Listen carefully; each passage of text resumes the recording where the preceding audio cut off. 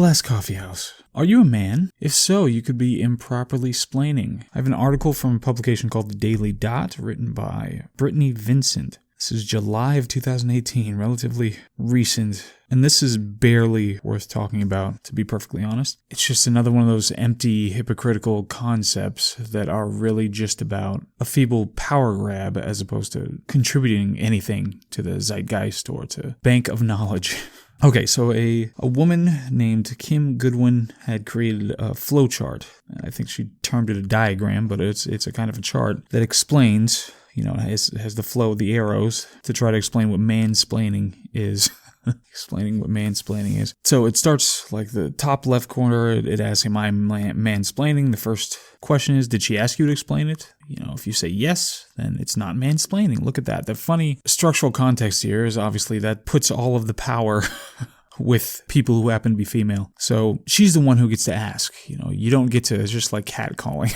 You don't get to offer information. She must ask for it. Of course, the other way around, it doesn't matter. But now, if she didn't ask you to explain it, do you have more relevant experience? You're supposed to quantify your relative experience to the person. If she has more and is a well-known expert, then just stop talking. So you're supposed to shut up, man, and be in your place. If she has more, but is not an expert, then it's definitely mansplaining. Curious because, there are any number of hundreds of thousands of topics under any category of profession or inquiry or whatever else, and it's quite likely that despite being an expert, despite having a whole bunch of experience, that you wouldn't know something in any given category, which is already granting way too much for this stupid concept. Okay, do you have more relevant experience? Yes, by a fair amount. Next, would most men with her education and experience already know this? If no, did you ask if she needed it explained? If she said yes, she said she did, then it's not mansplaining. Again, double arc of her having the power. Oh god, so would most men with her education and experience already know this? If yes, then it's probably mansplaining. If I did not ask about whether she needed it explained, then it's probably mansplaining. If she said no about the explaining, then you should just stop talking now, man. Get in your place. Again, the easiest way, obviously, to attack it, and the obvious way that most people would go, is that it's hypocritical to say that there's just some kind of a special standard that says that if you engage in these circumstances toward one gender, then it's considered some kind of special category of terrible thing that you're doing. If you do it to the other gender, then it's not. That is the obvious, clear way to attack this. But not only that, but it's just in the category, in this whole context, this milieu of progressive, regressive, leftist kind of ideas related to this whole gender issue. Because, of course, the first question would be, okay, what is the definition of a man? It's not as straightforward as it used to be.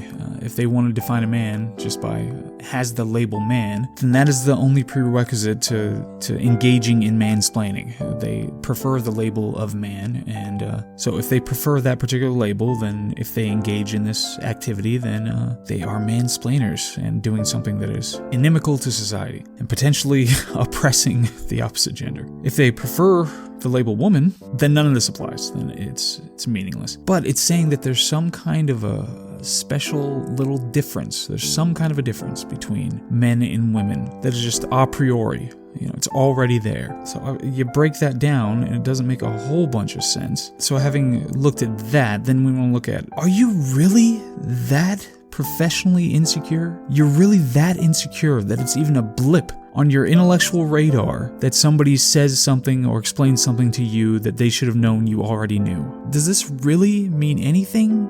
As a male professional, I get it all the time from men and women who try to explain something to me that I already knew. And I get it all the time where they explain something to me that I didn't know. And they have exactly the same emotional response and the exact same intellectual labor that I use in trying to determine whether I need that information or not. How can you be so insecure in your professional credentials that it actually means something, that it resonates in some way, emotionally or intellectually, or as some kind of a lighthouse that's pushing out the misogynist light that you've got to find in the midst of all the other interactions? You're really that insecure? Holy hell. Not only that, a third thing that's kind of significant is that it's so much of these kinds of experiences are based on self-reporting. It's just people who say that, well, this happened to me in this context, this happened to me in that context. And quite obviously, it's somebody who's describing something who has a vested interest in that thing being true.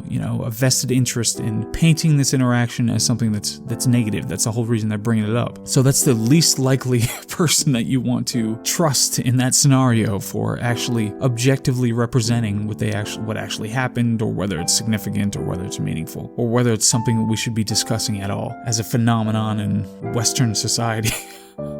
I can't stand this kind of a childish performance. It's a performance. It's trying to develop all these methods for taking power if you don't have other ways to do it, then fine. I'd rather it be based on a meritocracy, wherein people who show the best results and do the best, etc., are the ones who are elevated, because that's demonstrable, rather than making the terms different, because under a meritocracy, you're going to get something out of that. Society itself gets something out of that. Under this kind of a rubric, where you're trying to gain more power and influence, society's not gaining something out of this. It's just you gaining something out of this.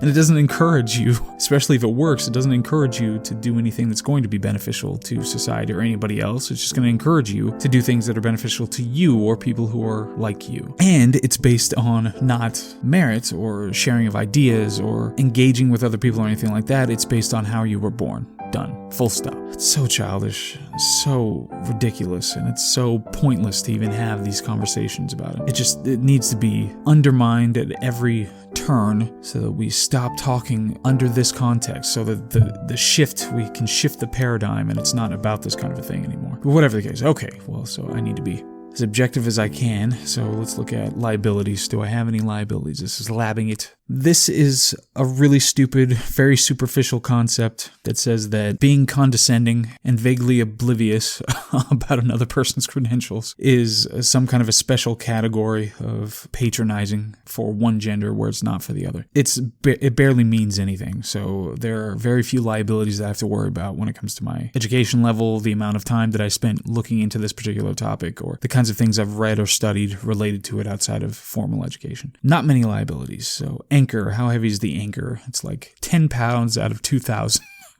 This is a concept that people decided to make up that is virtually meaningless. Like I said, it's a power grab. That's all it is. And it's a power grab by shockingly insecure people. So it's 10 pounds out of 2,000. That's what is weighing down on my confidence in my analysis of this particular issue. And biases. My gender could be biasing me. So that's something I have to be aware of and determine whether that's shading my argument or analysis. Of course, there's barely anything to analyze or argue about here, so it's not likely. But could be biasing me. Again, my anti-sjw stance, which has been cultivated over the years, is relatively staunch. It could be biasing me one way or another to not look at this effectively. But again, it's very superficial and has very little that it's actually offering by way of argument or evidence or anything like that. So not much to it. So keep going, keep trying. If this is what you want to do for your power grab, have at it. The moment that the population has something to identify itself by, when we don't have this identity vacuum anymore, when there's something real going on and actual problems, all this stuff is going to fall by the wayside. It's already, to the average person, it means virtually nothing. They might on a survey support it or something like that, but if you talk to them for any amount of time, I would bet a lot on it that it means virtually nothing. So that's that. That's the Last Coffee House. All right. Thanks. Bye.